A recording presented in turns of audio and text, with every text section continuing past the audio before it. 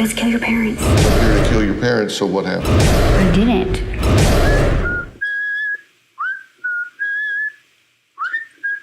Hey, it's Dr. Phil here. Please subscribe to the Behavior Panel. Yeah. Gotta be careful. There we go. I'm Scott Rouse. I'm a body language expert and analyst, and I train law enforcement and the military in interrogation and body language. And I created the #1 online body language course, bodylanguagetactics.com, with Greg Hartley. Mark? I'm Mark Bowden. I'm an expert in human behavior and body language. I help people all over the world to stand out, win trust, and gain credibility every time they communicate, including some of the leaders of the G7. Chase. Hi, I'm Chase Hughes. I did 20 years in the U.S. military. I trained civilians and intelligence operations specialists in interrogation, behavior profiling, persuasion, and influence. And I published 5 books on the same. Greg? Greg Hartley. I'm a former Army interrogator, interrogation instructor, resistance to interrogation instructor. I've written 10 books on body language and behavior. Put together this #1 body language tactics course with Scott at bodylanguagetactics.com. Spend most of my time on Wall Street and corporate America. Before we get started, remember the bingo card. The link is in the comments. Go find it. Get the bingo card because this is going to be a good episode for it. Yeah. And also this week we're on Dr. Phil's podcast, Fill in the Blanks. And it's PHIL for Phil, Fill in the Blanks. And you can listen to it on Apple Podcasts, Spotify, and where else do we say? Is it on YouTube yet? I don't know if it... You think it is, Chase? I think it is. Yeah. Okay, I haven't seen it on there. Check it out. Try and find it. And while you're doing that, subscribe. Why not? It's free. It won't hurt. Do it. Press the button. Yeah, just push the red button. Become a panelist with us by subscribing. All right, well, today we're going to talk about Erin Caffey. And Greg, why don't you found the videos. Tell us. Yeah, so Erin Caffey was convicted of killing her family. Now, I'm just going to give you the mechanics. You go back, you look at the rest of the details. This is an interview Dr. Phil did a while back. There's another one with Piers Morgan, did one as well in Killer Women. She had a boyfriend, and somebody's going to tell me I missed some details. Okay, but I'm going to give you the best I have. She had a boyfriend, and his friends kill her mother, 2 brothers, and attempt to kill her father and burn the house down. Now, she will give you her story, and Dr. Phil does a pretty good job of asking her questions and getting details, and you'll get to see who she is. But in the end, she's in prison. I don't know the story of the rest, and you can write those down, and we can put them in the comments for what happened to the rest of the folks. And there's a lot of other video out there, not just about her, but you can go find a lot about the Erin Caffey case. Had her family killed. They didn't manage to kill her father, did kill her 2 younger brothers and her mother, and burn the house down. That's it. Okay. All right, we're good? Yep. Yeah. Good. Here we go. Tell me how this all happened. I met Charlie, and things were going good. My mother and father didn't really like him. Right. And the first time he ever mentioned, that he wanted to kill my parents was, after Christmas. He had gave me a ring, proposed to me, and my parents, didn't want us to. And it was a promise ring, not an engagement ring, right? Yes. All right, Chase, what do you got? This is a great way to start this off. Greg picked this clip. And I think it's wonderful that we're seeing from the outset of this interview that Dr. Phil is matching her behavior. He's leaned forward. His hands are under the table, just like hers are.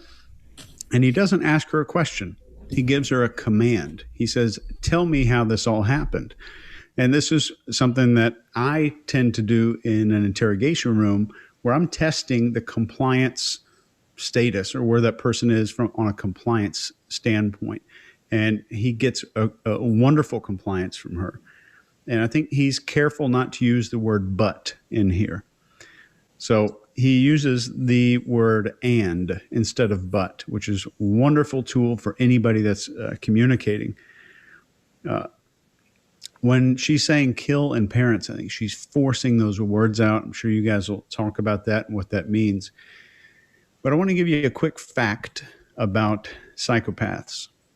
They are clinically proven not to be better at deception than the average person. They do it more often, but that doesn't make them better at it. There's 5 studies that say that they're better at verbal deception only, but once a nonverbal component is introduced or a polygraph, they do just about the same as everybody else. And you'll see where this is going here in the next few videos. Scott? All right. Yeah, this is an excellent example of a psychopath. Everybody's always asking about him. This is a wonderful one.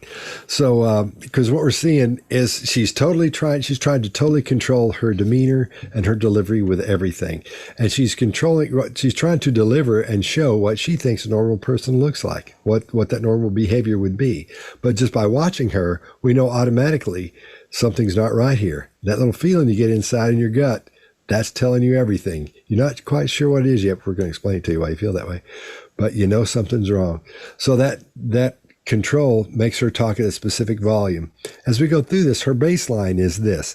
When she's getting nailed for telling a lie and she doesn't want to say what it is, she almost doesn't say it. She'll move her mouth, but she won't say the words out loud. She whispers them. So that goes all the way down to, it's reminiscent of being a child and getting in trouble. When you get in trouble, you get real quiet and you don't say a whole lot because you don't know what's going to happen and you don't know how much to say. And her face is expressionless. We're going to see some great examples of where she mimics what she's heard other people say and use the expressions and the fake excitement that she's seen other people use. This is perfect for that. Again, I'm going to grab some stuff out of here and use it in training as well. So the tone of her voice and the volume of her voice lets us know she's controlling that output and to what she believes is the right output to give in this situation. She's trying to seem respectful. She's trying to talk quiet to Dr. Phil. And he's, in person, he's a pretty big guy. He's a tall guy. And so that girl doesn't look, I don't know how tall she is, but with the pictures of seeing her dad, then having seen her dad walk out on that show, I don't think he's very tall. So he's almost towering over, but we'll see him at some point scooch down to get on eye level with her, which is a great move. The little smile she shows, it's sort of a fake joy to prove she has a proof of acceptance, in other words. So it shows that she's smiling and she's hoping to be accepted. It's almost like the request for approval situation we have there. But that little smile we see, that's what her joy of proof of acceptance, as she talks about that. So, Greg, what do you got? So a couple of things. Yes, psychopaths are a couple of things we know about psychopaths as well. Now I'll quote a study or a time frame. 2018, Cardiff and Swansea universities did a study, and the one thing that they found interesting is that pupil dilation, which we do when we see a good thing or when we see a dangerous thing, only occurs in psychopaths when they see good things or whatever makes them happy. When there's fear, a fear-inducing thing, no dilation. That's an interesting thing. Watch this girl's eyes throughout all this stress. Watch her pupils. I kept looking for it. Like, hey, hopefully there's some pinpointing and nope, nothing. That's number one. She's set. There are a couple things here that I'm going to point out, and one of them that I find really interesting is the smile. But she's braced. She's leaned in that chair. She's got her feet against the legs of the chair. She's got her arms between and under the table so she can move her hands without you seeing them, and she makes eye lock. We'd usually call the romancer, I'll call this the creeper. There's nothing, she's not paying positive attention to you. She's paying all attention to you. And she's focused on him like crazy. I always say the organism does what made the organism successful. This girl, this has been what she's done with her parents, what she's done with authority, the yes, sir. She's doing front of the mouth talking. And I don't use this very often on here, but when people are being contrite, that front of the mouth talking, when they're angry, the back of the mouth talking, the power, listen to it. She's contrite. She's trying to make him fall for whatever it is she does. Now, I'm also going to tell you that people can rationalize all kinds of things in their head. I've talked to terrorists who rationalize what they've done, or to bad guys who rationalize what they've done because they feel like they're justified in doing it. Might be some of that going on in this girl's head. Don't know. I'm not trying to put into her head what's there.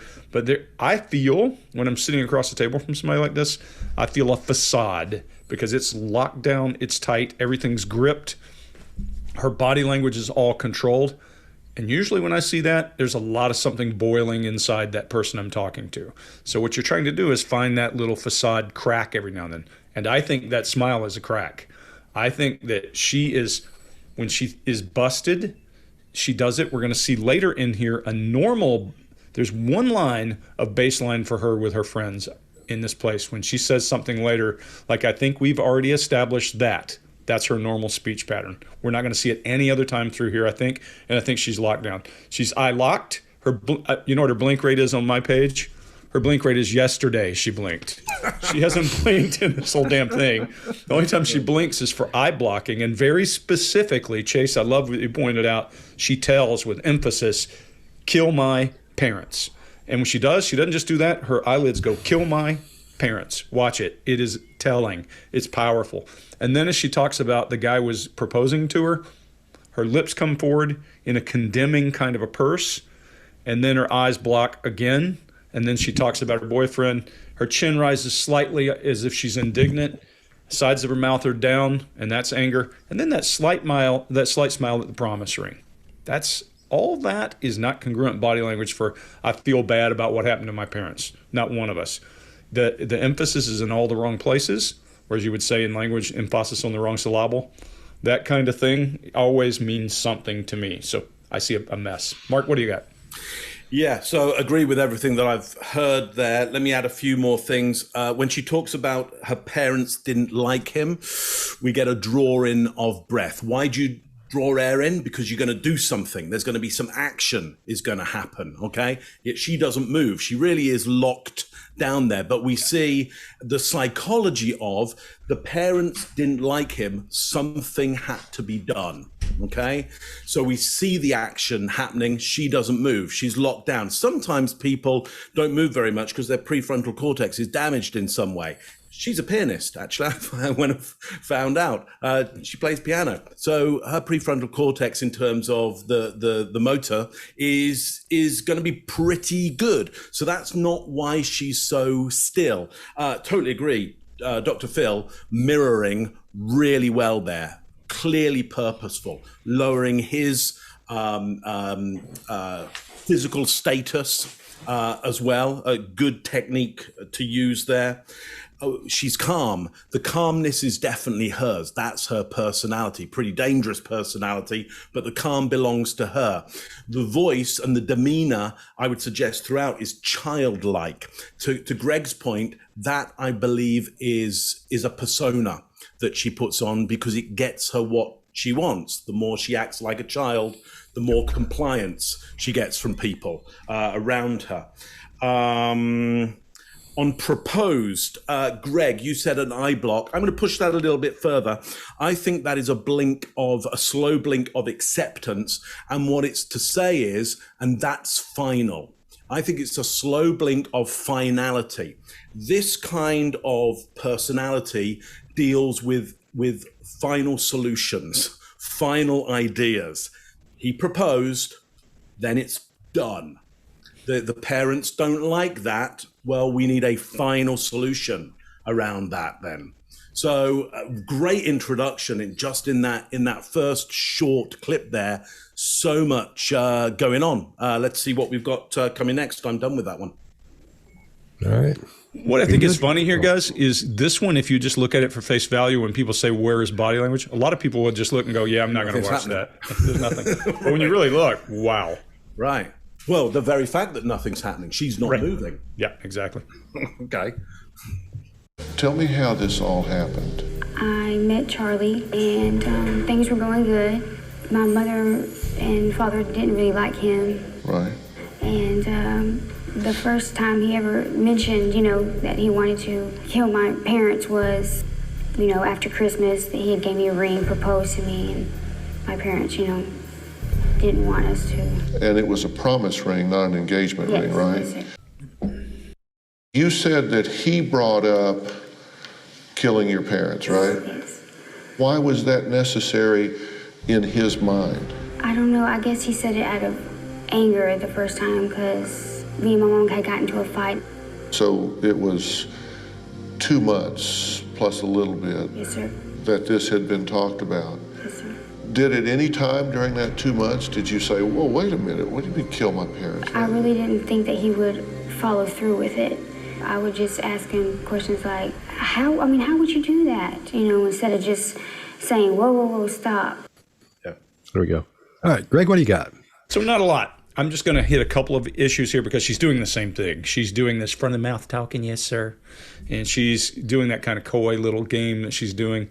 And she's eye locked in a way that she's not, you're not going to see much break from this. The only break is when he goes to his notes, her eyes go down to the notes too. Something is there, and that's the threat. He's not the threat to her. The threat's there. It tells me she's probably done this enough times with this kind of personality and the way she's front mouth talking and doing all that she's comfortable with him, or thinks she should be. And she's talking to the principal. The thing for me that's interesting, if you said to me, Chase, hey, I'm going to kill your parents, I'm not going to ask you how.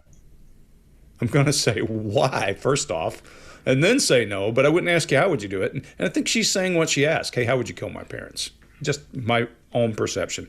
If we follow this through, she's going to do the eye lock. We call it the romancer. She's paying attention to him to make sure that whatever he does, she's locked in on and she doesn't give away anything. Pretty powerful body language for a person this age. Usually you don't see it quite that pronounced. Chase, what do you got? Yeah, I agree with Greg. And one thing you see here right at the beginning, so when this clip plays again, you'll be able to see this. The moment she discovers the data point that Phil is asking about here, the moment she discovers it's what her boyfriend said to her, you can see her go from looking down to locking immediately on to Dr. Phil and saying, okay, I'm on, that we're recording now, the camera's on.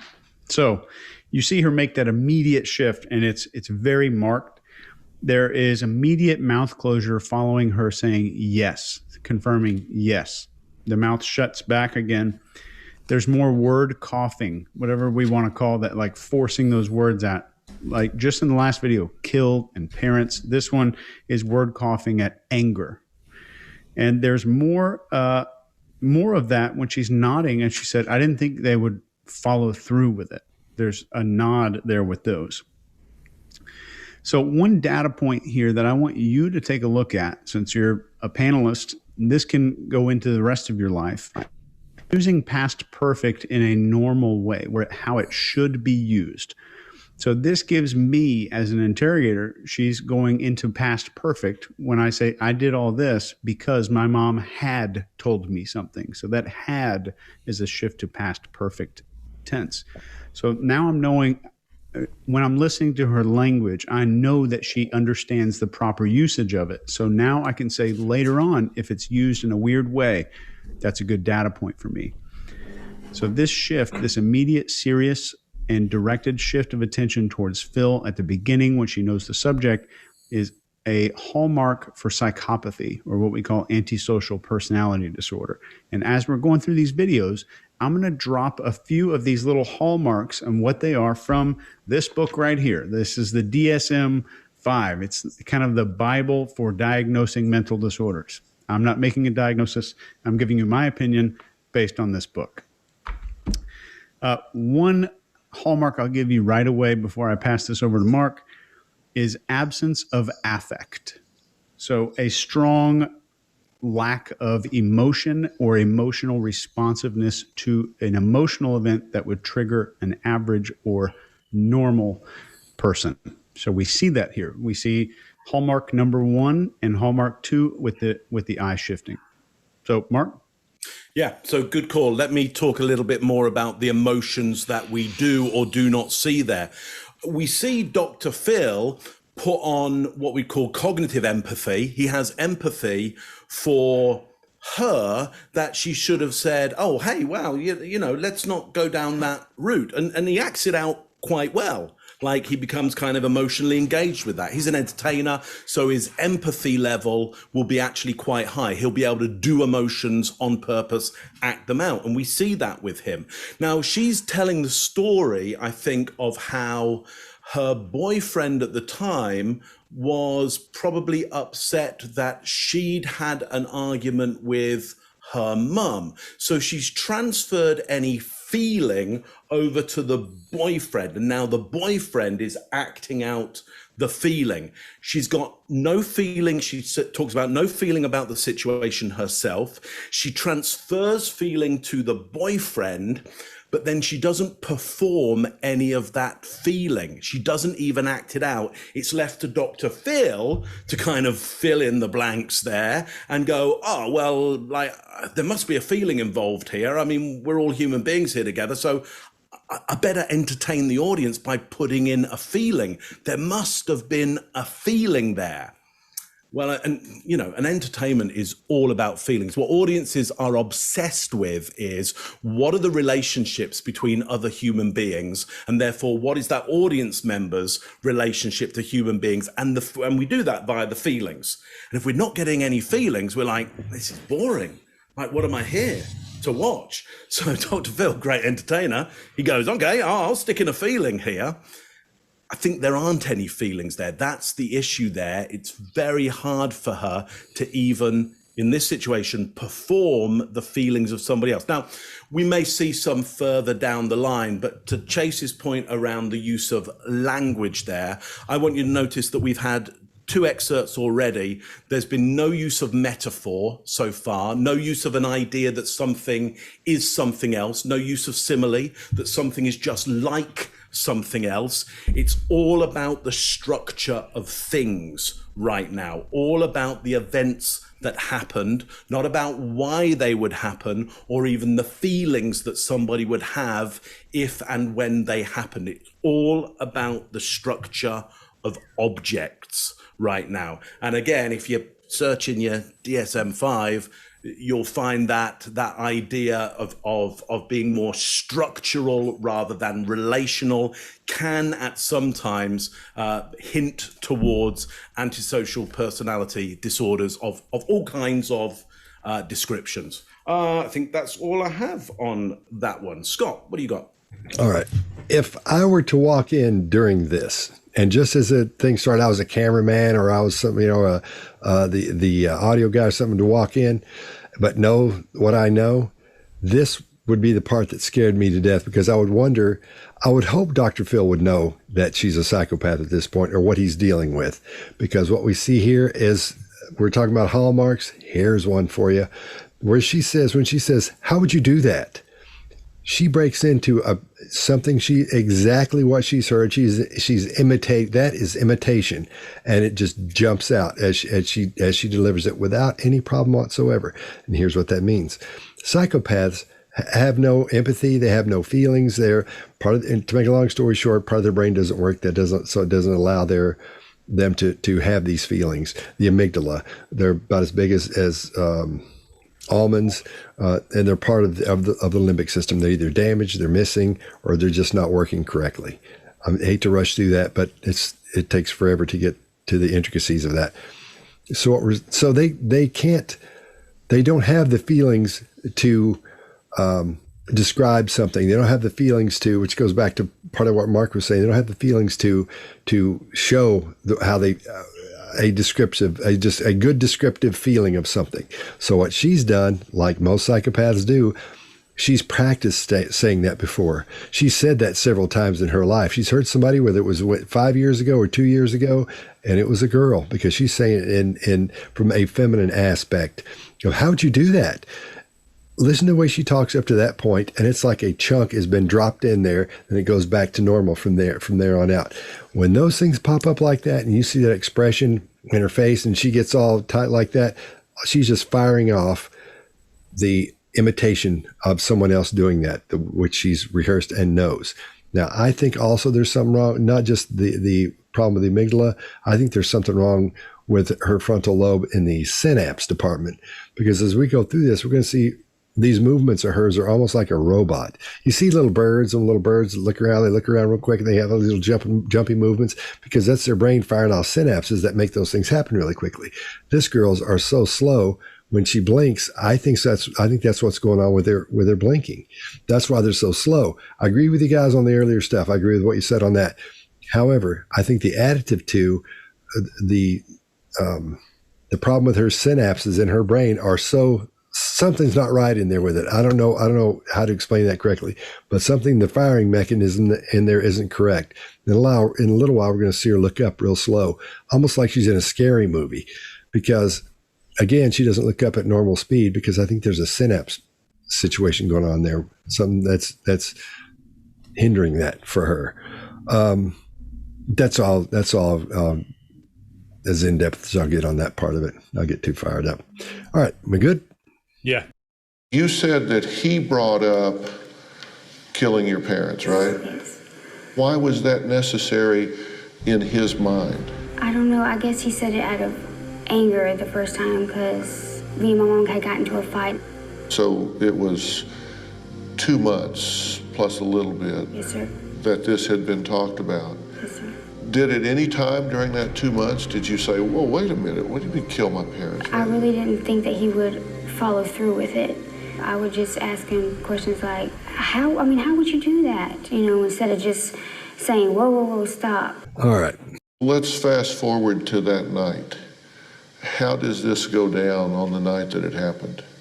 We had talked at school that morning, and he said, just let's kill your parents. We'll, run away to Maine together, and everything will be okay. I'll call my friend, and I'll come pick you up at 12. And that night around 11:45, I knew he was out there, so I made a phone call. I said, where are you at? And he said, well, hurry up and get out here, and hung up. So I walked out the house and picked up my little dog Buddy and was petting him all the way to the end of the driveway. Before I knew it, there was a car that came, and it was Bobby and Charles. Mark, what do you got? Yeah, sure. Okay, so look, as a good generalization, most murders are going to be crimes of passion, and they will. It's a fair bet that they come out of anger and people not being able to moderate their anger. You'll have heard it time and time again. Like, I saw red, and then suddenly they were dead in front of me, and I don't know what happened. And often it really is the case. People don't know what happened. They couldn't moderate their behavior. It all kicked off. Okay. So here's what happens here. She transfers any emotion. There's no anger there. She goes, well, we talked about it at school and my boyfriend, and she does give an emotion, but she does the rhythm of excitement around it. Now, if you were really trying to create a decent story, you'd go for anger. I don't think she quite realizes that most murders happen out of anger. She goes, hey, I think it would be best if my boyfriend were excited around this. I'll do the rhythm of excitement, because it's only the rhythm, okay? Her tonality doesn't really change enough. It's still childlike. And then we see the eyebrows raised for approval to Dr. Phil going, hey, isn't that the emotion that you were looking for? You believe me, don't you? People get super excited about killing other people. So that's how it went down. Isn't that really credible? It's not credible at all. That doesn't happen. I mean, it's almost it's not a one-off case, but just so you know, young females rarely, ever kill their family. Doesn't happen. It's super, super rare. And she doesn't even know what emotion to ascribe to most murders out there. She certainly doesn't know what to ascribe to this very, very unique situation here. So eyebrows of approval there, looking for, isn't that a really good emotional motivator for this? I don't know Dr. Phil's expression because we don't get to see it, but just so you know, that's really quite odd to pick excitement as the emotional motivator for a murder and transfer it to somebody else and not say, here's what I was feeling at the time. I guess my partner at the time was feeling this. Anyway, that's what I got for you. Greg, what do you got? Yeah. So, guys, I'm not sure. There's not a lot of control, and there's more going on here than you can see. I think there's a lot of lockdown. This person has a lot of control over what they're doing. I'm not giving her brilliance by any stretch, so don't hear that when I say this. But I see her hands adapting under the table. People don't adapt if they don't have something to be afraid of. I see concern in the brow for a split second. I see those muscles engage. And then she goes into storytelling, and how you can tell that this is rehearsed and she knows what she's going to say is the cadence changes. Scott talks about loping. This is a cadence shift. You listen, boom, boom, boom, boom, boom, to everything else she's done. Then when she says 11:45, this is cognizant of somebody when they're looking at you, They do a request for approval, and they do that kind of taffy pulling with their eyes.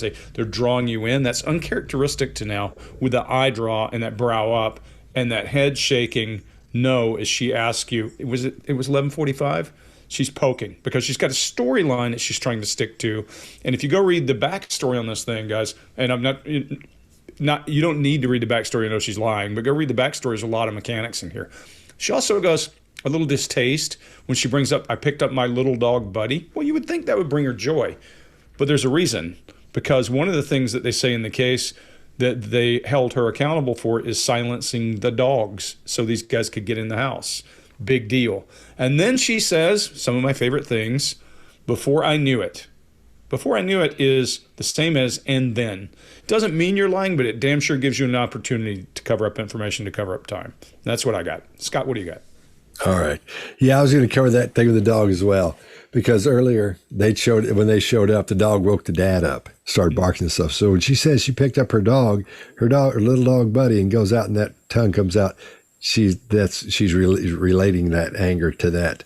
Again, she's using what she thinks would look normal as an expression there when she says, when she starts explaining what's happening, that really quick stuff. What I found interesting was this, and you see this a lot when someone is trying to make the story they're telling. They don't have a lot of information to give you, but they're hiding a lot.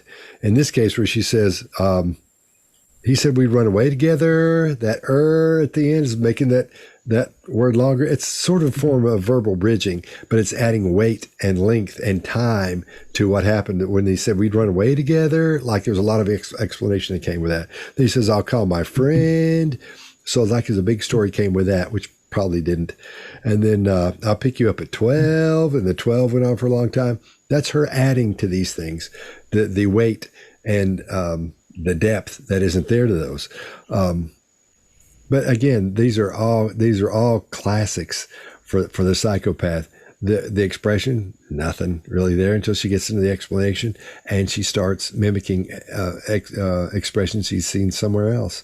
So that's, there's not much more from that aspect as you can look at. I mean, there's the intricacies of the neurological side of it. Chase, you want to get into that? Yeah, I think in the provable parts, in the parts that she's talking about that are probably provable, like making a phone call and meeting someone outside, we see slightly more animation and a little bit more variation in speech, and it's very minute. But the face is a little more animated than normal there. And another use of past perfect correctly, using past perfect. And I think when you guys are talking about the dog here, in her mind, she's thinking good people pet dogs. Normal people think good people pet dogs. I'm going to make sure I'm put that in there. I'm going to make sure to tell his name, because people say their dog's name all the time. And I'm going to talk about petting him the whole way back to the pickup truck or whatever it was. And I think, Greg, I absolutely agree with you. There's some hiding time in there when she says, before I knew it. It's a perfect way to say that. So let's talk about a quick psychopathy hallmark here: lack of remorse or guilt. And this typically goes back to a lack of what they call inhibitory emotions. So Scott's talking about the amygdala. We're lacking these emotions in this area that are inhibitory in their nature. So we see a lot of that here. And we'll talk about another one next time. Let's fast forward to that night. How does this go down on the night that it happened? We had talked at school that morning, and he said, just let's kill your parents. We'll, run away to Maine together, and everything will be okay. I'll call my friend, and I'll come pick you up at 12. And that night around 11:45, I knew he was out there, so I made a phone call. I said, where are you at? And he said, well, hurry up and get out here, and hung up. So I walked out the house and picked up my little dog Buddy and was petting him all the way to the end of the driveway. Before I knew it, there was a car that came, and it was Bobby and Charles. So you're outside, and he says, I'm here to kill your parents, so what happened? I go to get in the car, have no shoes on, no nothing, and he's griping at me for not having, being ready, and not having my bags or anything. Then we drive down to this rundown church. We were trying to get out of it. Oh, we'll just run away. But, they kept egging me on about, and I just guess it was like feeding into it. So did you finally say okay? Yes, sir. You finally said, okay, go kill my parents, my mother and my father. The woman that brought me into the world, people that have fed me and clothed me and housed me and loved me every day of my life, sure, go kill them. Yes, sir. All right, Greg, what do you got? So my notes right here say, with all the emotion of a snake, you're talking about this whole thing that is getting your parents killed. Typically, we associate what's going to happen when you're talking about the act of having your parents killed with shame. And if you go look today and you try to study shame, there's no universal single set of things that people will agree are indicators of shame. But one of the things that we do know is typically people break eye contact. They will try to hide something. They may show embarrassment or sadness or a combination of other emotions. Usually one of my great indicators in pre-confession is chin protecting the throat, because that is when people start to show shame. We don't see any of that. Her chin is up. The only shame I see in her is disappointing Dr. Phil at one point here. That's a really creepy place for that disappointment to be. But you can see it, kind of that drop to the sides of her mouth, and that when she realizes that he's judging her because.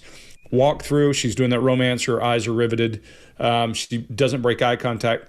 There's a lot of her talking with her chin up and her eyes locked, pulled down corners of her mouth. But when she starts to tell the story, interestingly, she's storytelling about being griped at and those pieces.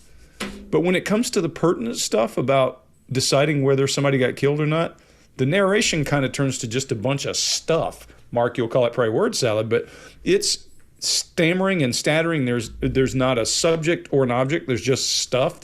Or if you don't know what subject and object mean, there's not a doer or a done to. There's just a lot of talking. And we can't really tell exactly what's going on.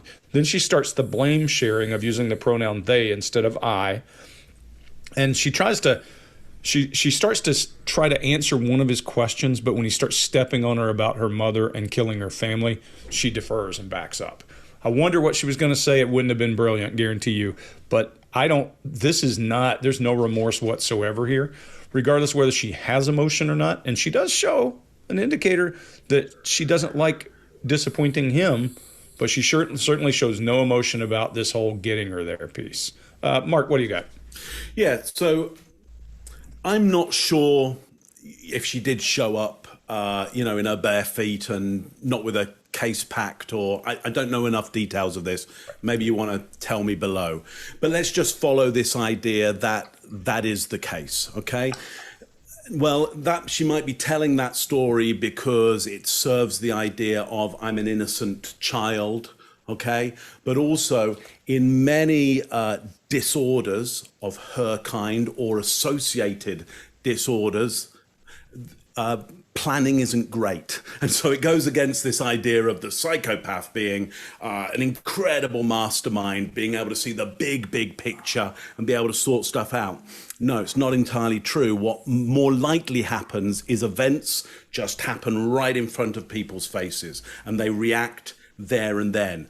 Often they're not that good at organizing and preparing. Now, that's not to say if you haven't got your case packed for your holiday on time that you're psychopathic. Okay, could be all kinds of reasons for that. But events seem to just come straight at people and they deal with them there and then. There's not a lot of idea around the future or the past. There's very much the now. So it does seem to fit, if it is the case, and I don't know whether it is, that she's just kind of there going, yeah, I really haven't prepared for this, but it seems like the time has come to kill the family. Here we are. Let's do it. Let's go for that. That's not particularly unusual for what we suspect this personality type to be. Now, there's all kinds of other kind of neural differences that you might have come across where there's some similarities there, the ability not to prepare. So don't equate everything that we're saying with, okay, it has to be a psychopath. That's why, an actual diagnosis is a pretty long process. That doesn't mean, sitting in your armchair, you can't make your own kind of diagnosis, and you may well be right. Okay, you may well be right. And that's not just because, a clock is right a couple of times a day. Okay, it's because you may well be right. Just because you don't know everything doesn't mean you can't have an opinion, and your opinion might not be absolutely accurate and correct. So go ahead, have your opinions. They're often correct. It's good fun. It's good fun to have an opinion. Scott, what do you got? All right. This is a rehearsed answer she's told it 1,000 times, because in this case, you would have, since she was arrested. She's been through court. She's been through the whole thing, been interrogated several times, I'm sure. And so this is something she's told 1,000 times. And we hear a hint of anger when she's talking about being told to hurry. Now, keep in mind, that's one of the reasons she tried to have her father killed and the rest of her family, because they messed with her.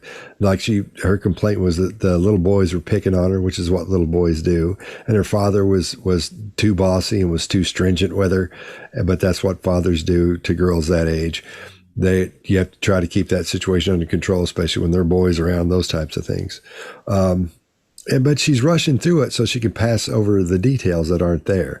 She's rushing right through there and leaving out where there should be all these things going on. There's nothing happening because nothing was there. So she rushes past it. But tries to make it sound like there's a lot going on by lengthening the words like, oh, just run away. Again, this lengthening of time and putting weight behind what she's saying in her words. They kept egging me on. And what was the other one? So that to give you an idea what it is. And at that point, that's when I jump in with it, like it's almost like a fake accusation of contradiction at that point. Having been in similar situations to this, if you say, at that point, if your demeanor is you've been pretty straightforward and you're talking like Dr. Phil, you stop and you go, and you bring your hand up, you go, hold on a minute. You just contradicted yourself. And you make them think. When they start thinking about how they contradicted themselves, that's when you scoot in with your next question to make them move from that. And that plants that little mind virus in there. So they keep worrying about what they did because they think you're going to go back to that in a minute.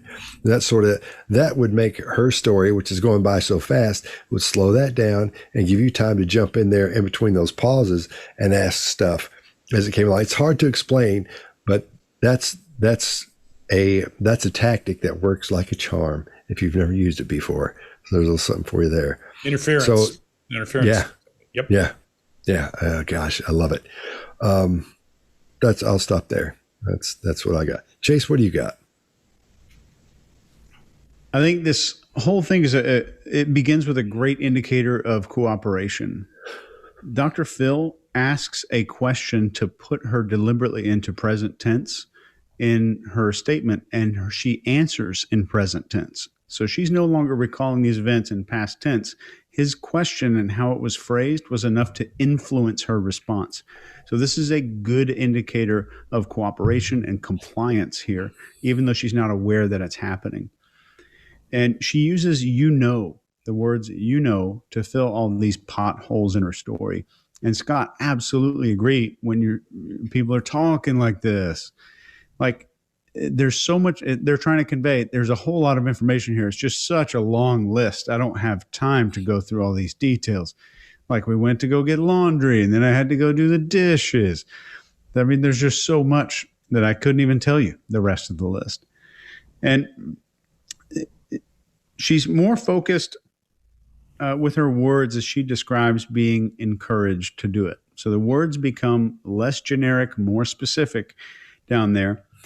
And I'm just going to wrap this up with another hallmark here. No affect, no emotional response, no emotional affect. There's two separate ones. A lack of empathy and lack of emotional affect are very, very similar, but they're two separate check items on the checklist for psychopathy or antisocial personality disorder.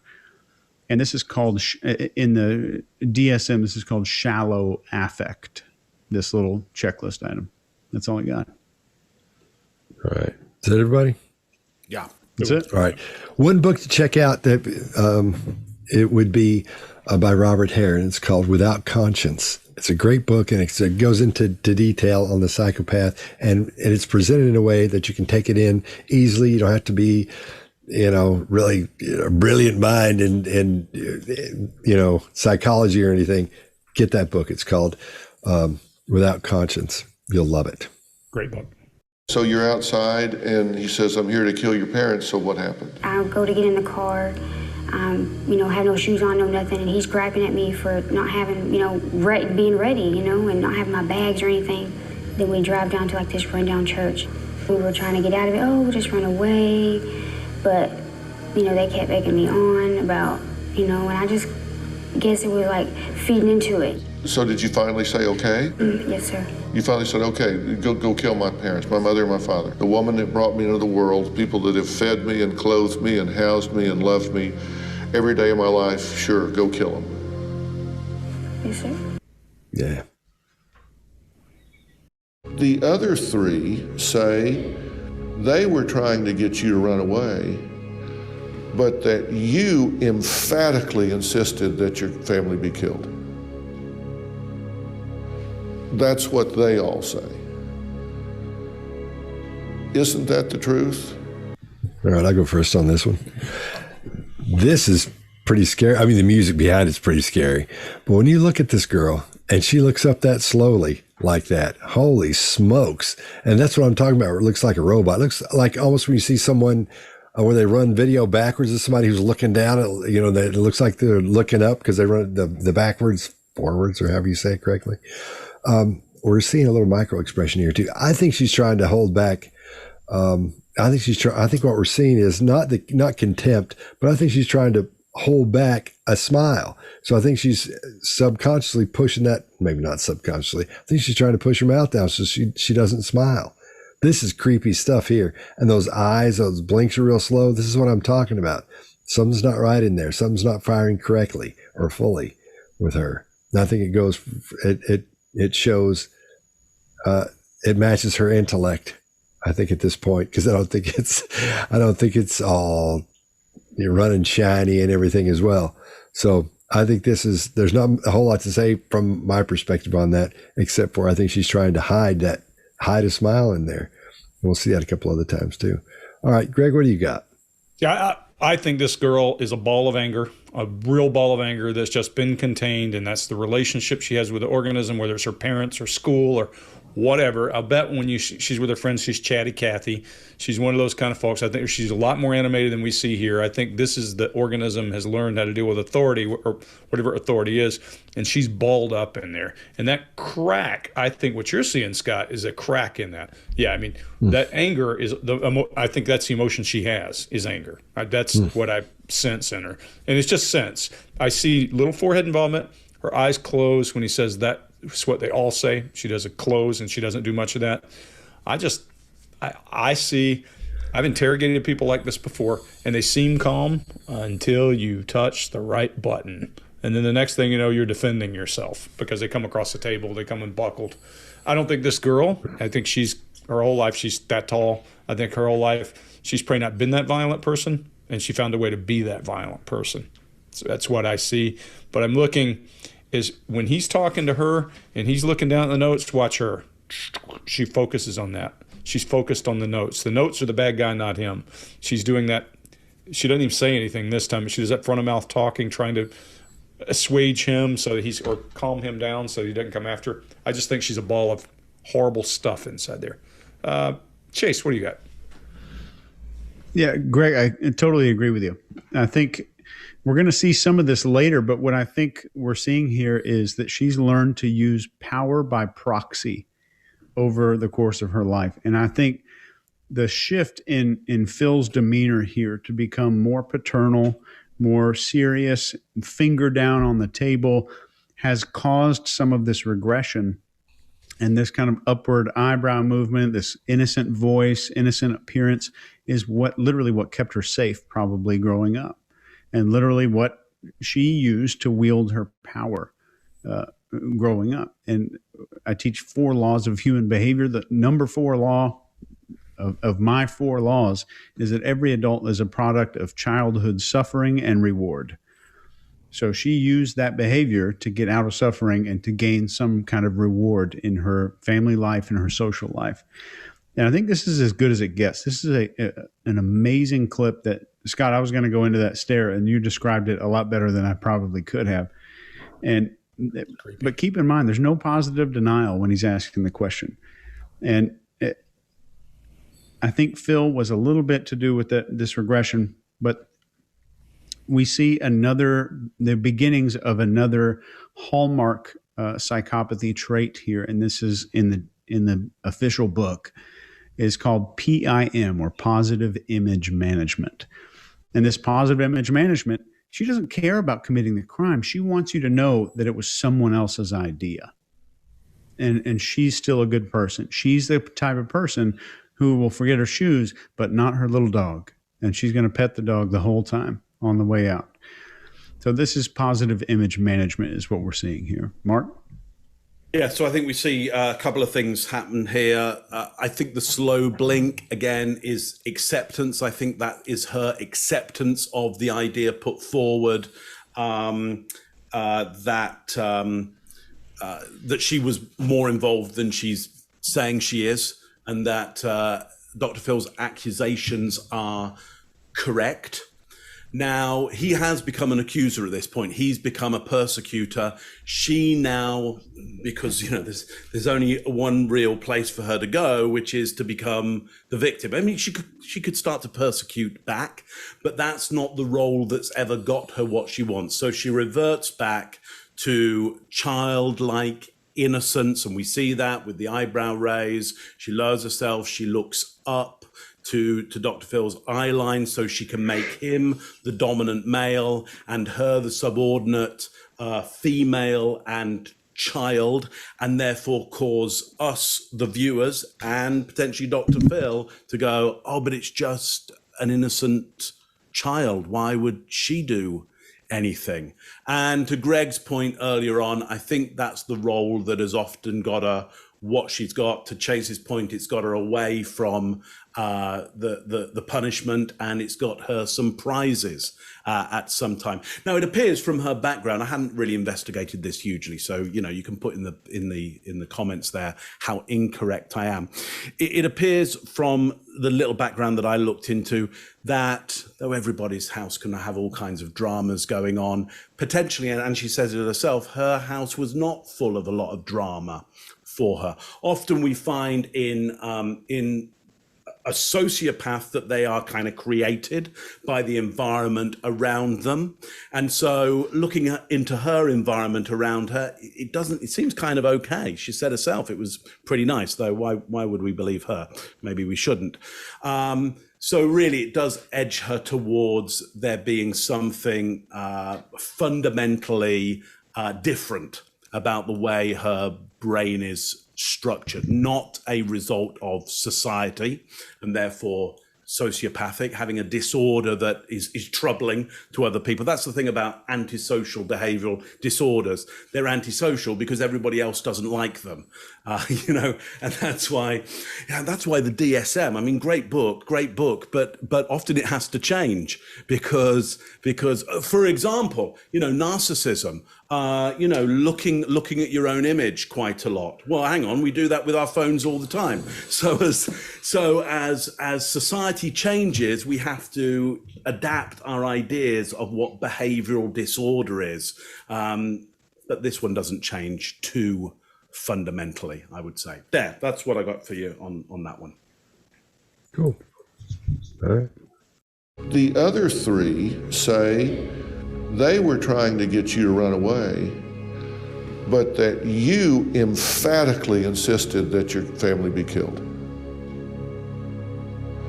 That's what they all say. Isn't that the truth? Let's move. You weren't in that house when they set it on fire, right? You were in the car waiting for them to come back. And they said when you were pulling away that you said, holy, that was awesome. Anybody say anything in the car after y'all left the house? Mm-hmm. What? Erin said, holy, that was awesome. Did you say that? Did you say I'm free? No, sir. Charles Wade said you were happier than a kid at Christmas at that point. Chase, what do you got? So we see some more regressive behavior here. Her voice and her body shrinks and almost collapses down into a really small form. There's another spike in politeness. So it's important to know when she's saying yes or no, sir, and when she's saying yes, no, or just nodding or shaking her head. I think those are important data points to take a look at. Her eyes are filled here. There's some tears in her eyes. And I think there's two reasons for that. One is, we're mammals. One of the reasons we cry is to garner sympathy and connection and concern from other primates. Second is to make eyes shiny.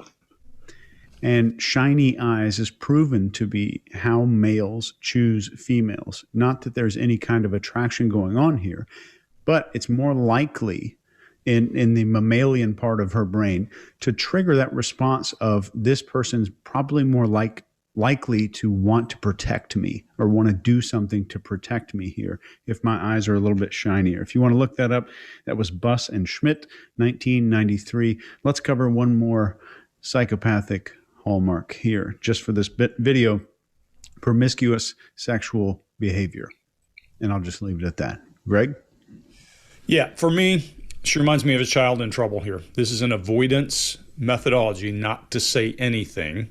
I also think that the thing I see in her is she's more embarrassed to be caught now in a lie than she is to have done the actual thing. That's an interesting thing. It tells you about a person's personality. When you're interrogating somebody and they are trying to hide something, it's usually because they're trying to hide what happened yesterday. They don't care if you've caught them in a lie and you say, you lied to me, so what? That doesn't bother them as much. Well, doesn't seem to be embarrassed at all about the facts, but she seems to be sad that she's disappointing him. There's some sadness in her face. I mean, you see it. You see forehead involvement, which we haven't seen to date. She shakes her head before he gets the words out. She shows some kind of concern. Whatever muscles are going on in here, I can't tell if there's an arch or any of that, but I see concern in her forehead. When I see that, something has changed. There's an emotion showing. I think the emotion is that he is pointing out that she's lied, that everybody else said this. She shakes her head no before he can even get those words out. She does fading facts and then flatly just doesn't say anything. This, to me, feels like a child. And the tears in the eyes, number one reason most women I've met who cry, most of the time it's frustration. That is a reason they cry. So if she's frustrated because her friends ratted her out, that would be a reason to rise the tears in her eyes. And I agree with you, Chase, she's got a welling up there. I still feel anger from this person. I bet you the right buttons should be across the table or screaming at you and telling you why you're wrong and that kind of thing. This is one of those, this is a Columbo thing. You push the right button and she goes, well, I'll tell you what I did. It comes at you, goes at you that way. So one of those kind of folks. Mark, what do you got? Yeah. So my understanding is she's in prison. So she understands that she needs to show shame or remorse. That's how you stand any chance of anything like parole. It may not be even in her in her future at all because of the conviction that she has. But the prison system, my understanding of it, it's full of the idea of shame and remorse and being able to show remorse, and that is your journey forward as a good citizen, to show shame and remorse. So she knows that's the feeling she has to deliver. She'll have seen enough TV. TV is full of feelings and emotions. That's what it's about. That's what it's delivering to you. Feelings that you've had yourself. So you can go, wow, that's just like me. I've never been in that situation, but I have had that feeling. Okay? So she knows what she needs to deliver. She cannot conjure it. She can't get it. There is that concern there of, I think this is the moment where I need to do the shame and remorse, but I'm not managing to get it. And what she does manage to get is a slight sadness, I would say, a slight sadness, but only in the lower part there. Doesn't really do a great performance there. She does really manage to get that childlike innocence, though. She's really good at that one. You know, that's tried and tested for her. Oh, yeah, you know, the other thing I want to add to what you were saying there, Chase, when you make your eyes bigger, children have bigger eyes compared to their heads. Just the brain hasn't developed enough, you know, and so you know, the bigger somebody's eyes, the more childlike they look, and the more those of us that are, you know, socially well formed, the more we want to protect the person with the bigger eyes because they look like an innocent little baby. One last thing about this, and this is amazing. So she isn't describing or showing really any of the any emotions that we can, you know, that we've really managed to put our finger on. I mean, we're able to say, hey, I think I see a slight bit of this or a moment of that, but even we're having problems kind of, you know, pinning down an emotion from her. That's a massive problem for Dr. Phil because he's trying to make TV here. He's trying to make a show. like, come on, we've got to have some feelings here. So he has to report a feeling that somebody else said she had, but that feeling is associated with somebody else. The feeling's like, well, Dr. Phil is reporting that somebody else said that they thought that she looked like a happier than a kid at Christmas. So a simile there, like that is a third-hand simile to get any emotion into this show, which makes me truly understand it's really tough to get a feeling out of her. Because Dr. Phil has to go for a third-hand simile of somebody else. And it's great. It's really entertaining. What he says is like, hey, that's really fun and that's really interesting. But that's super departed from her in the interview with him right now. Right now, I would suggest he's getting nothing. And he's got to go, here's what somebody else said you were probably like. I mean, that's not good news. Yeah. So anyway, that's what I've got for you on that one. All right. Well, here's what I'm seeing here is her baseline suggests the more dangerous the questioning is to her, the quieter she gets.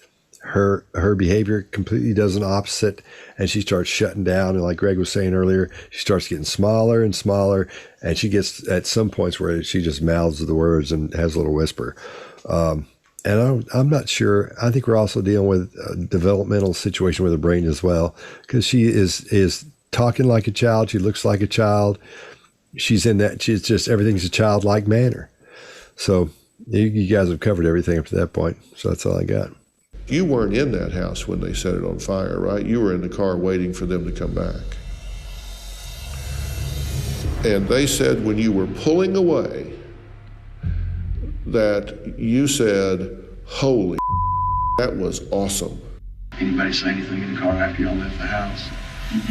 What? Erin said, holy, that was awesome. Did you say that? Did you say I'm free? No, sir. Charles Wade said you were happier than a kid at Christmas at that point. You good? Yeah. All right. In your young brain at the time, was it a victory for you? They were gone and you were safe? No. They have said independently that you said you wanted your little brothers killed because they picked on you and that you didn't want them in foster care. And isn't that the truth? You didn't say that. You didn't want them dead. Wasn't it your idea to kill your parents? All right, Greg, what do you got?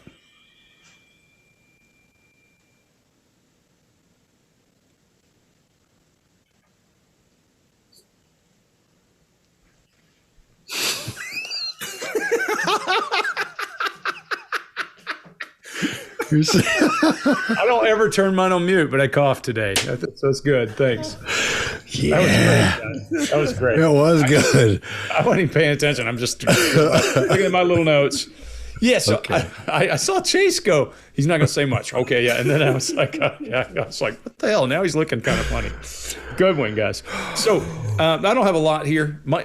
her only concern, you can see that forehead is wrinkling. I don't know if the forehead's wrinkling out of lack of understanding, the forehead's wrinkling out of some kind of concern.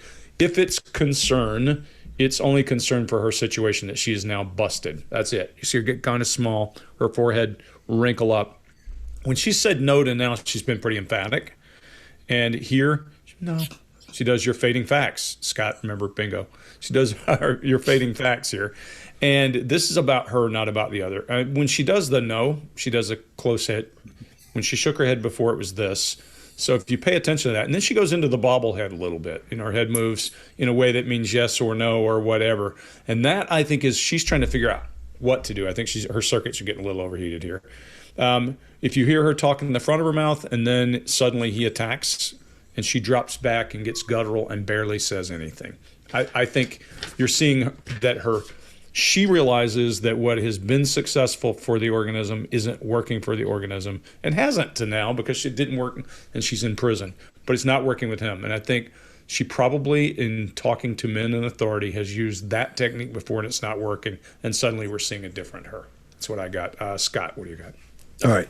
When you first start observing someone in your situation, be it an interrogation, be it somebody you've just met, whatever it is, you might be on the bus or the subway watching people or at the mall or something. What you're trying to figure out is what their body language is trying to tell you. What's really happening with that person, especially if it's under a situation where you're asking them questions about, and you may not be pointing your finger at them, but you're asking them questions about what happened. You're looking for what their body language is trying to tell you. And here is a perfect example of to be looking for, of what to be looking for here. Again, the more dangerous the question is to her, the quieter she gets and the smaller she gets and the less movement she makes. And we see her feigning this sadness and concern, I believe. I don't think it's real at all. And when he says, wasn't it your idea to kill your parents? Her head just doesn't shake. No, it's wobbling around like that because it's trying to say yes, because obviously she knows that it was her idea. So again, going back to what is the body language trying to tell you as you observe this person? You need to watch everything going on and take the situation into context as well. In this situation, what's happening is perfect for it, because we're seeing her body trying to tell us yes when she's saying no. And she wants to say no so bad, she can't even, she wants to deny this so bad, she's whispering. She can't even speak at this point, or doesn't even speak at this point. So again, the more dangerous the questions are to her, the more she shuts down, the less she puts out, and the smaller she becomes. All right, Mark, what do you got? Yeah, so I'm going to pick up on something you often say, Scott, which is, when an accuser comes in, and now Dr. Phil is really, being hard with his accusations now. So to Greg's point, it's whatever she's doing isn't working, because Dr. Phil keeps coming in with bigger accusations. And I've heard you say time and time again, Scott, when people actually get accused of something they haven't done, they get pretty energetic and exercised about it. They get pretty upset about it. She's getting quieter about it. So she's going in the opposite way to the way you traditionally go, well, they get pretty mad. I just want to go into exactly why people get pretty mad when they get accused of stuff they haven't done.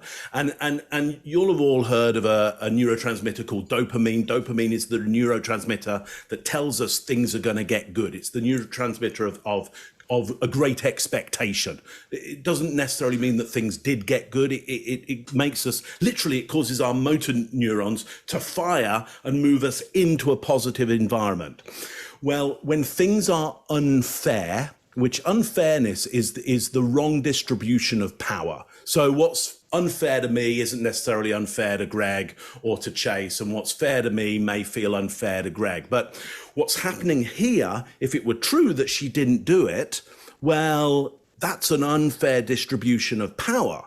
Somebody's powerfully saying you did something, you're being accused of something, it didn't happen. Well, here's what happens in places of unfairness. Dopamine lowers really fast, and then the body has to react to that, and it will react with fight or flight, and usually pretty much fight first of all, because in that situation, because she's got no way out. There's nowhere to go. You can't run away from this. So she should, I think, if she were really innocent of this, she should be getting quite exercised, even aggressive right now about the injustice that's going on because the dopamine levels should be plummeting. That's not happening right now. That's not happening, which is a big red flag for me that Dr. Phil's accusations are most likely spot on here. There, that's what I got for you. Chase, what do you got on this one? Yeah, I agree with all of you guys here. And I think Phil does a great job of rationalizing at the beginning when he's saying with your young brain at the time, that was a separate thing. You had a separate brain. It was a different time. So it's kind of rationalizing, maybe a little bit of projection. And to Scott's point, we're talking about fading facts. Everything's fading. It's fading body, fading words, fading tone, fading volume, fading facts. And this is a textbook, amazing example that I'm 100%. I've already saved it to my Google Drive. I'm going to be using for training for sure. Too. And I think the forehead wrinkles to garner some sympathy. If you imagine like a little kid in a Disney movie begging somebody for change or something, or when they're really in need of something, it's the same thing we see. And that is typically where people like this learn those emotional expressions as they're growing up. Those emotional expressions are learned from TV, not from their own behavior and their own reactions to things. Phil's shift to closed-ended questions might have been a little too early, but I can say that it's unpredictable when the right time to do that is in most cases. I think this is shutting down. Her whole body's shutting down. I think that was a defense mechanism for her, and it was a reward earner for her growing up. So let's go with another one of the hallmarks before we move to the next video. And this would be a failure to accept responsibility for personal actions. I think that's number 17 on the list. That's all I got. Cool. Hey, a data point for you guys. He told me that when he did this video, they had a stopwatch with 60 minutes on it. Wow. So he was under pressure. The jail? Yeah. Yeah. He was under pressure. Yep. Wow. Set up, get everything done, bring her in, 60 minutes. Yep. Dang. In your young brain at the time, was it a victory for you? They were gone and you were safe? No. They have said independently that you said you wanted your little brothers killed because they picked on you and that you didn't want them in foster care. And isn't that the truth? You didn't say that. You didn't want them dead. Wasn't it your idea to kill your parents? Tell me what you think I mean when I say, if you don't come clean and be completely honest, that you're never going to heal from this and that your father's never going to heal from it. People say my dad just wants to brush things under the rug, so to speak, and say that, his daughter didn't know nothing about this. And that's, I think we've established I did know. But, he says, my daughter did not mastermind this. And, I didn't.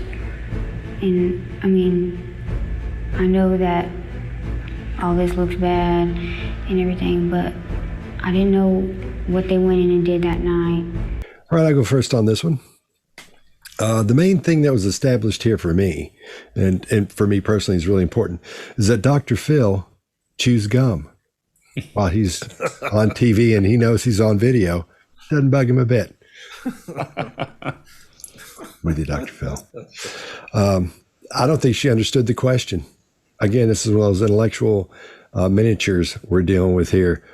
Had no earthly idea what that meant, not whatsoever. So she goes back to her baseline of just talking and trying to talk her way through it.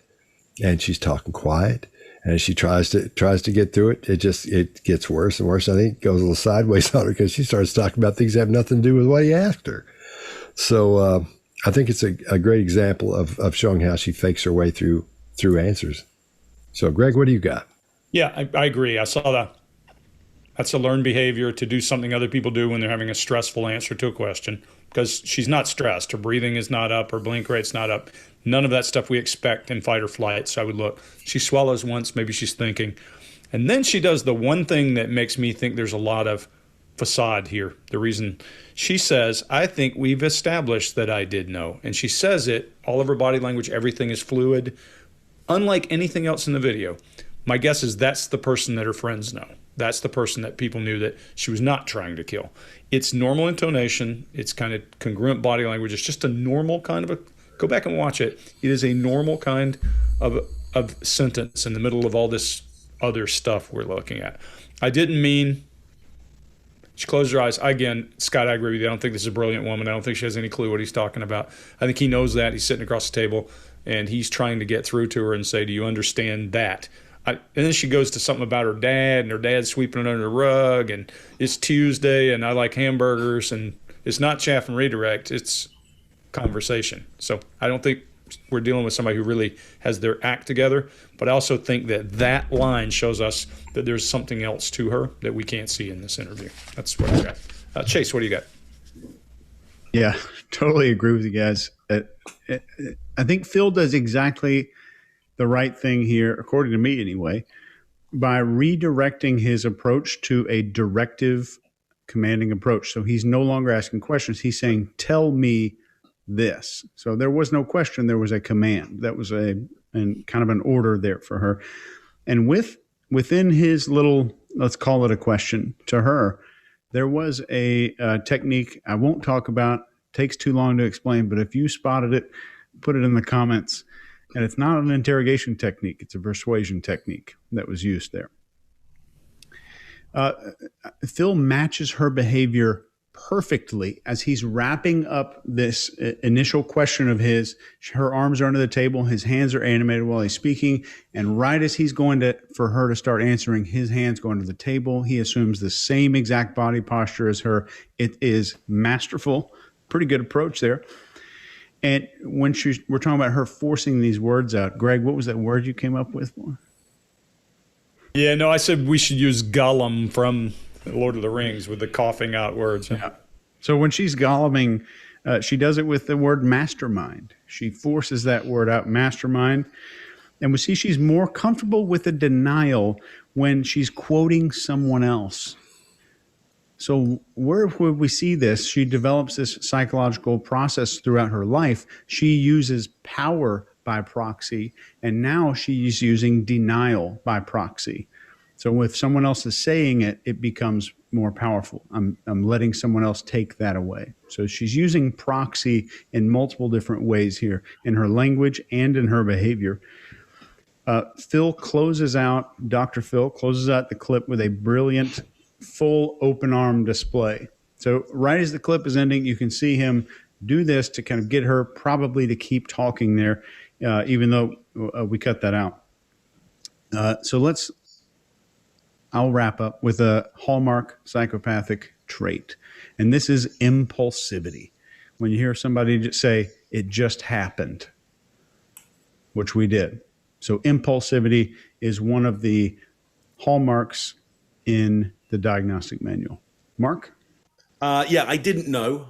There's a bitter taste in her mouth. So I think she's slightly disgusted with herself that, she says, I did know. And there's, I think we've said, she says something like, I think we've worked out. Established that I did know. Yep. Yeah. So I think there's slight disgust at she has now gone down the road of like admitting, that she has been caught in this. Still plenty of innocent child role there with I didn't. We hear her first metaphor, which is sweeping under the rug. But again, that metaphor is to do with someone else. So it's not a metaphor about her feelings. It's a metaphor about somebody else's feelings. And to Scott's point there of, maybe she's didn't understand the question so well. Well, that's probably because Dr. Phil did perceptual positioning there. He said, what do you think I mean when I say X? Well, that means that you've got to kind of take their position and go, okay, imagine I'm Dr. Phil. What do I think he would be thinking right now?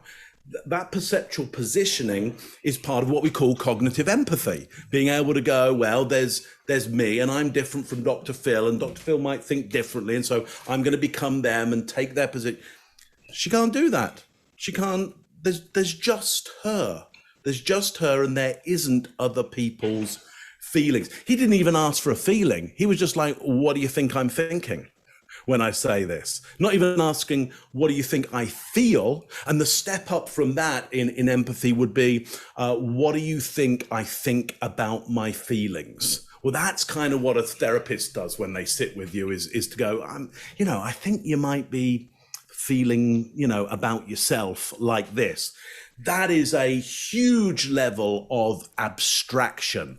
And this particular personality type, though I don't know, what it shows up in the DSM and what they might kind of rank it as in there, they often have quite a difficulty with abstract thoughts. It's very much process driven. Here's what's happening to me right now, rather than, here's what people are thinking or feeling about something in the past or the future, and I've created a metaphor or a simile to describe that. You don't get that a great deal, which is why that kind of psychopathic kind of monologuing that you get in lots of films, which is really quite erudite and goes on forever, isn't particularly realistic for your general common or garden psychopaths. They don't actually tend to do that. Actually, we've got one in our ranking of videos who does come up with some quite erudite stuff, but he's stolen it from other people. I think it's Ramirez, isn't it? Mm-hmm. He's just taken other people's poetry, put it together and gone, look, I'm a poet. I'm fantastic. Look at me. No, they rarely come up with their own similes and metaphors, and abstract thinking and perceptual positioning is really hard to do. That's what I got on that one for you. Tell me what you think I mean when I say, if you don't come clean and be completely honest, that you're never going to heal from this and that your father's never going to heal from it. People say my dad just wants to brush things under the rug, so to speak, and say that, his daughter didn't know nothing about this. And that's, I think we've established I did know. But he says, my daughter did not mastermind this. And, I didn't. And, I know that all this looks bad and everything, but I didn't know what they went in and did that night. Excellent. All right. Did you mastermind this crime? Were you the motivating force behind this happening? If not the motivating force, a motivating force. I probably added fuel to the fire. You wanted them dead.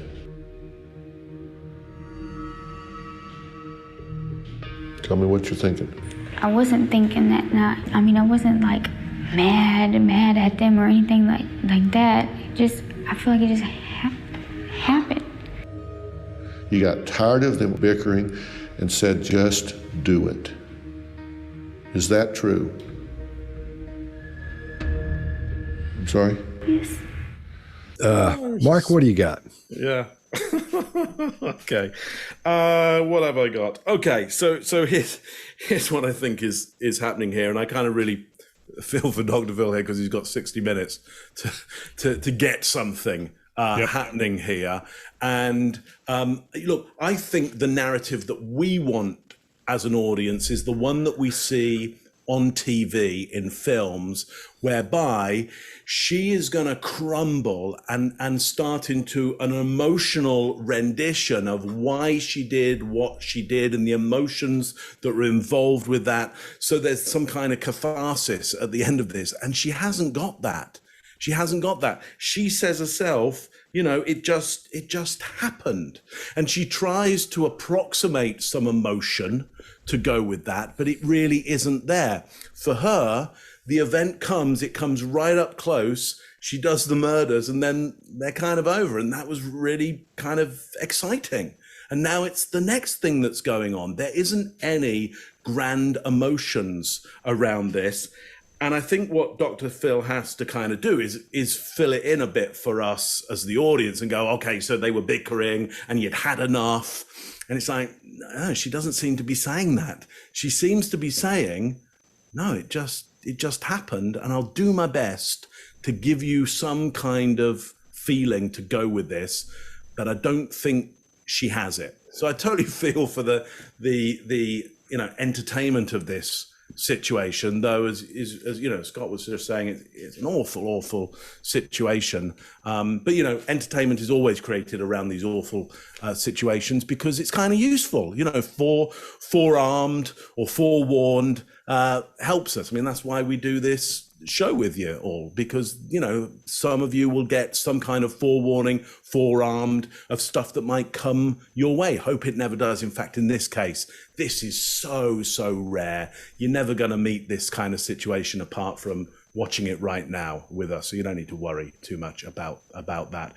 Greg, what do you got on this one? Yeah, so this is an interesting one because I do think she shows her true face here. It starts off, she's walking through, and Dr. Phil does a pretty artful thing here. Yeah, you're right, whether there's time limit or whatever. He starts off with an outright accusation. You caused this. You did this. Then, were you one of the motivators for it? Well, or were you the motivation for it? Did you motivate them to do it? No. Were you one of the motivators? Now he's got her to admit something. And what he's doing is a cascading scale of guilt to at least get her to say something. And my assumption is he's going to build her back up to what she actually did. So he says, oh, then he got her to say, well, you did this. Well, then you take it the next step back up. And that's cascading confession. You work them down and you work them back. Now, could you give him bad information in there? Probably you could, but he's not. He's giving her everything he's got when she finally says something.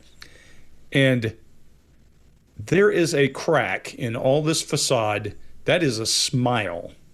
If I have ever seen anything that creeps me the hell out, that would do it right there. Through all this stuff, no smile, but then kind of a little smile right in the middle of all that.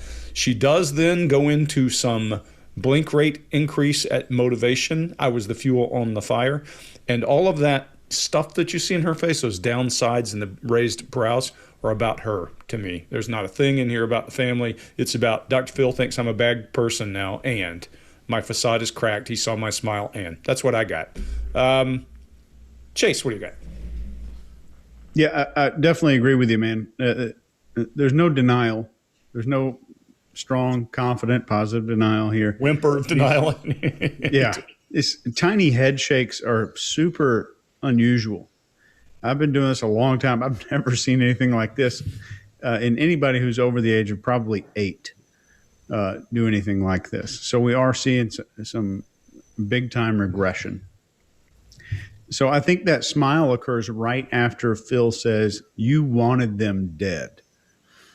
And I think the smile may be suggestive of her desire to say, I wanted something and I made it happen. And I did it. I got it done. Mm-hmm. I want you to watch how fast, after Dr. Phil says, is that true? Her face goes from an emotional girl who she's playing in that moment to a stone cold monster. You can see the shift happen right here on your phone, iPad, whatever screen we're watching. You can see that transformation right after he says, is that true? You watch her face change.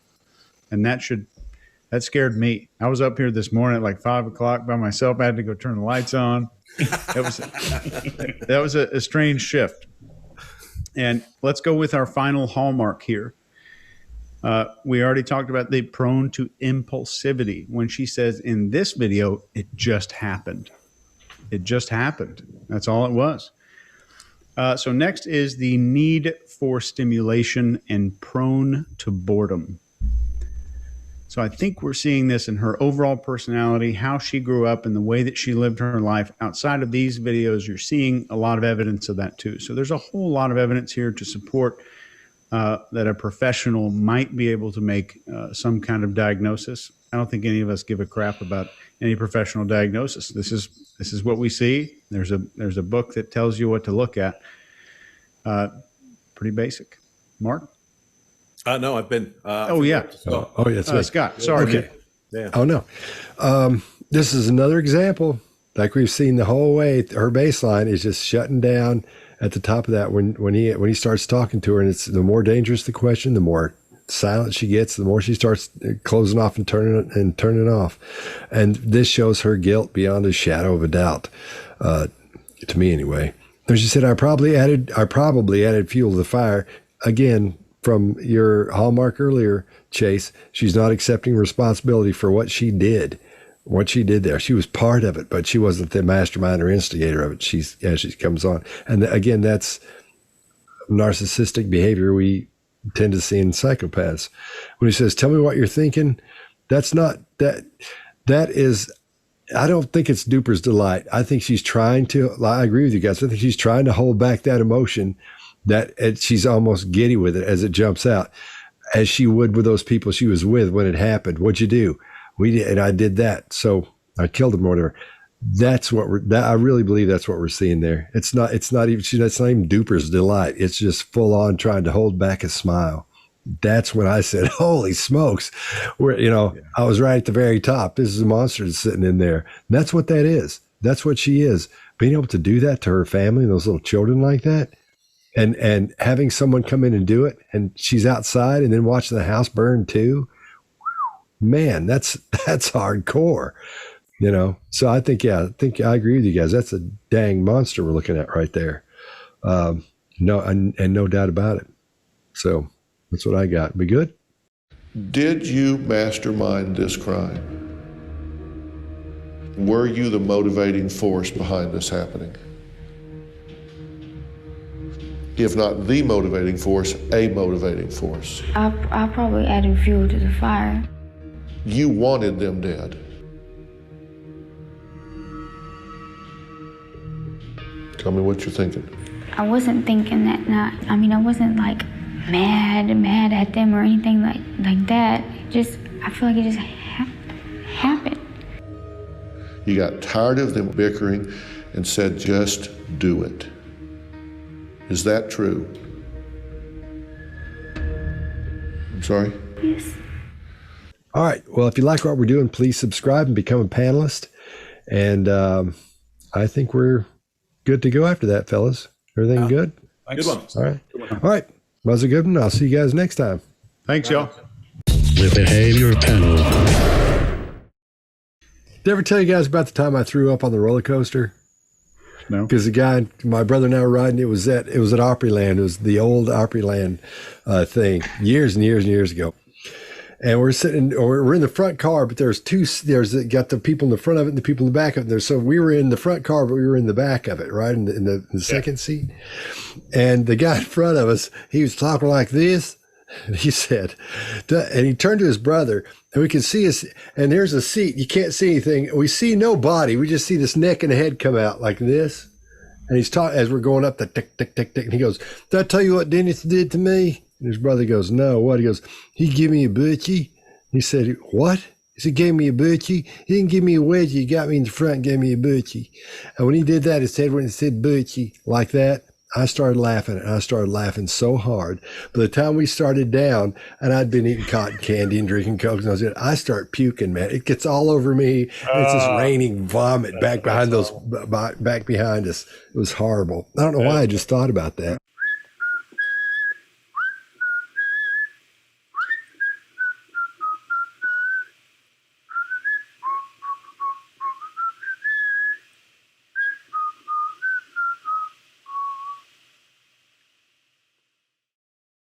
Hey, it's Dr. Phil here. If you're smart, you will subscribe to the Behavior Panel.